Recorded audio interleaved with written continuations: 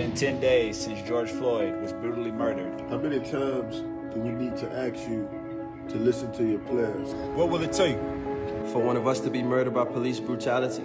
What if I was George Floyd? A group of NFL players released a powerful video this week calling out the NFL and urging the league to support its black players and to stand up against racism.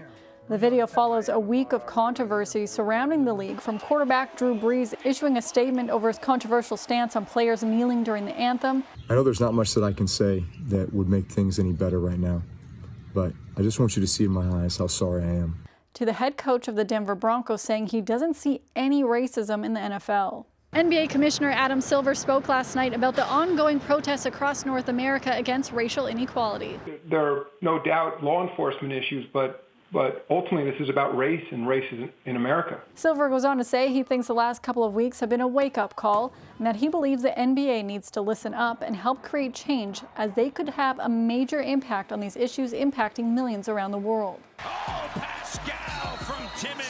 The league also announced their return-to-play plan, which would have 22 teams compete in Orlando, starting at the end of July. But the decision also brings an end to the long career of Vince Carter. He already announced he would retire at the end of this year, but with the Atlanta Hawks record, they will not be playing in the new NBA playoff scenario, leading to thousands of fans flooding social media with messages for Vinsanity. Make sure you're staying safe, make sure you're staying healthy. A lot of crazy things going on in the world, but we love you guys. We look forward to next season. And from a former Raptor to Raptors 905, late Thursday, the announcement was officially made that they were going to cancel the season because of COVID-19. The season was supposed to wrap up in late March. This coming Monday, the NHL will begin Phase 2 with their return-to-play plan, with teams allowed to reopen their training facilities for players to participate in individual training both on and off the ice. Now, what about baseball?